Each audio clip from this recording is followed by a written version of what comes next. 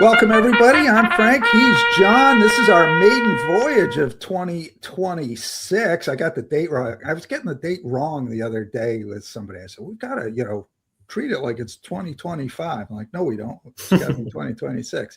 Anyway, we're here to talk about the late pick 5 at Laurel Park on Saturday. That kicks off in race 6, low 12% takeout.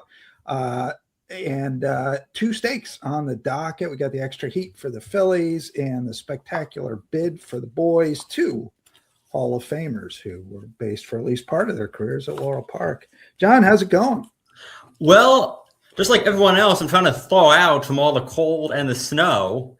That countdown grass season is getting a lot more intense with every day it's below 30 degrees. But the action at Laurel looks pretty hot on Saturday, and I'm looking forward to watching and hopefully winning. Well, it's a little hard to be thinking grass season when it's like 18 degrees out or whatever. But I'm especially nostalgic for it. I watched like Gulfstream in Tampa and Fairgrounds, and I'm like, I wish I had what you had right now. I hear you. And obviously, we're recording this Friday morning. We don't yet know if Laurel's going to race on Saturday. They are planning to race today, but they had not, as of this moment, made a decision about tomorrow that they've communicated. So we'll see what happens, but we're going to be prepared if they do race with this late pick 5, and we'll do what we always do. John's got a couple of spotlight horses. We're going to talk about them first, and then we'll go through his entire ticket. We'll put up his ticket, and you'll be able to see what he's talking about. So without further ado, John, you're going to launch right away in race 6, a second level allowance with It's a Monster Mash.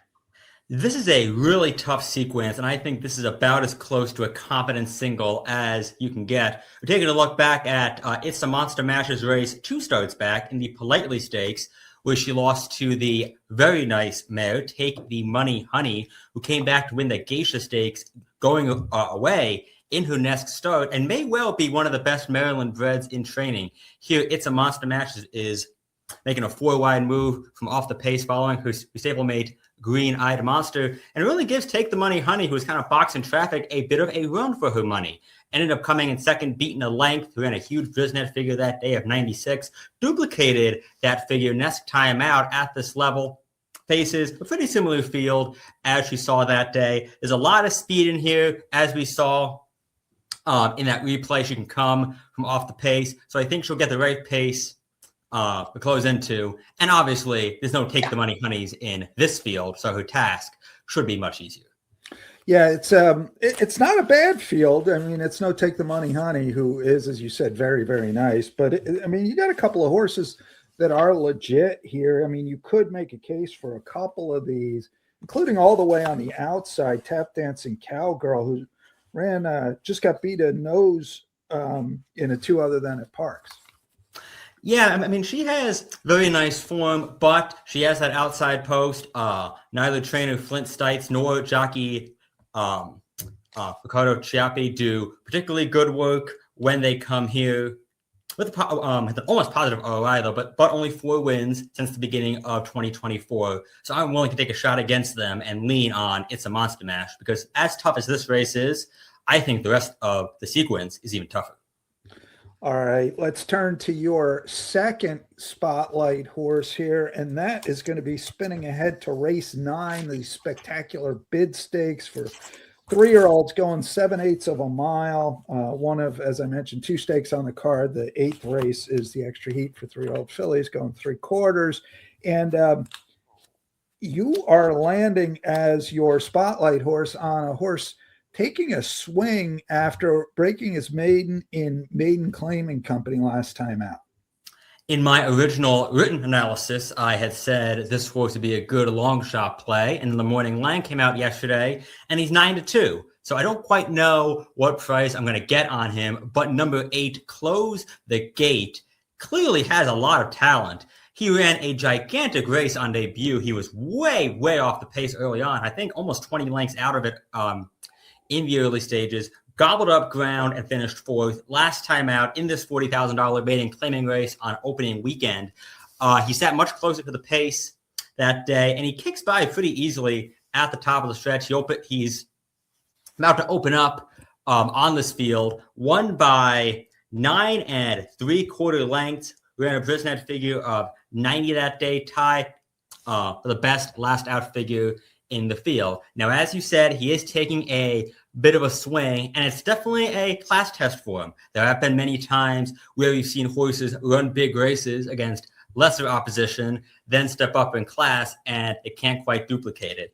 But nobody else in this field jumps out to me that much. And on pure talent, again, he's very, very good. So I have confidence he can take the next step forward. Okay, that is Close the Gate. Impressive win there. That's a move the trainer made there that I, as a handicapping matter, I do not like. But obviously, Salzman Jr. was right on this one. He moved the horse up off a defeat in Maiden Claiming Company, and I just that. As a handicapper, I never liked that move, but clearly he knew what he was looking at with this one and put that horse in a spot where he dominated. And the runner-up there is Pont Avon, who was a class dropper, and the only horse to run back from that race came back to win next time out. So flattering the form just a little bit. So pretty good, pretty interesting event there. I mean, you mentioned the morning lines, John, and there's a lot of, races in this sequence where the favorite's 3-1, 7-2, and there's 6 other horses that are 4, 5, 6-1. So you're gonna want to have your thinking cap on when you handicap this card. Let's put up your ticket now, and maybe you can walk us through it. So it is $54 more than I generally spend, but as I said at the top, even finding one single in this sequence was difficult. We are going to lean on It's a Monster Mash to kick things off. Second leg, we got some 3-year-old maidens going 1 mile. Going to use the 4 Virginia Gentry, hoping to improve second time out for Mike Trombetta, along with the 7 Twin Lakes and the 8 Grand Hall, the latter of whom is trying to become the 3rd Next Out winner out of a maiden race on November 28th. In the Xtra Heat, wide open field of 7 going 3 deep in here, or 4 deep in here rather. The 1 for the ladies, the 2 1 ton coming in from West Virginia. The 6 Tap Into Grace, who was second in the Blue Mountain at Penn National last time out. And the 7 Victory Music, third in what's ended up being a pretty key stakes race at Laurel Park, coming in from Mike Maker. 3 deep in the spectacular bid. Well, using Close the Gate, along with one of the 3 Capuanos, the 3 Awesome Andy, who beat winners next time out, including a horse who came back to win Next Out in New York, and the 7 Trendsetter for Ben Colebrook, and then in a nightcap, going 3 deep in a race that's basically a rematch of the second race back on January 10th. Going to use the 2nd and 3rd place finish in there, the 2 Ecumenical and the 6 Ellinger, along with the 4 American Litigator, who broke his maiden 3 starts back at Finger Lakes, makes his 2nd local appearance, had a terrible break last time out. Think I'll offer some value in this spot. Now, you are in the Xtra Heat. You're tossing the favorite Unfaithful Rose, the 3 horse. What is your thought process there? So she hasn't raced in a little while. It's her first start since December 4th. Outside of that very fluky maiden to win 2 starts back at Mahoning Valley, she really has not come close to duplicating that figure, which is pretty much why she's going to get bet the way she is. I don't find her early pace or late pace figures that impressive. And I do think better is based off of that big win 2 starts back and that nice 3rd last time out at Fairgrounds, which did lose to a nice horse in Love, Your Neighbor, but did not run a big figure.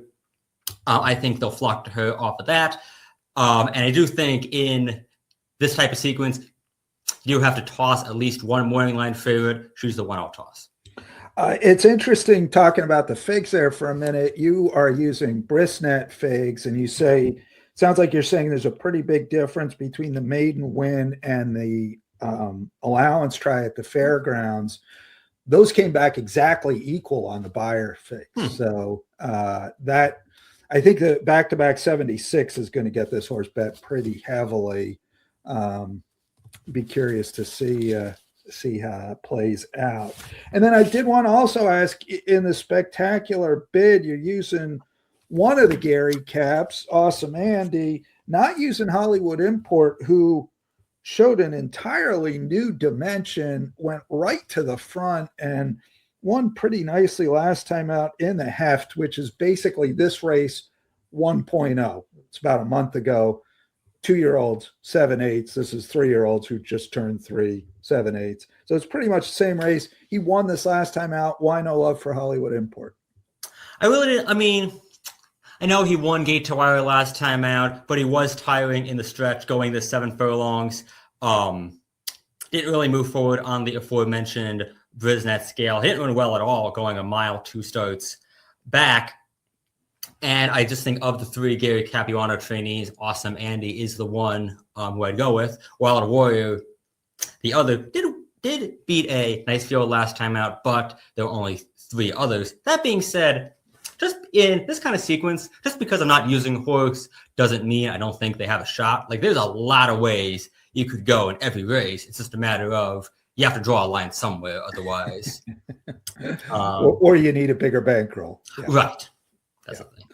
Understood. All right, that's John's ticket. It's a $54 ticket. Again, the pick 6 begins in race 6. Pick 5 rather begins in race 6. 12% takeout, low takeout on the late pick 5 and the early pick 5 for that matter. But this is the late pick 5 at Laurel on Saturday with 2 stakes. If we go, it's going to be cold, but let's hope for the best that they're able to get the card in, and hope for the best for John's ticket here. John, good luck.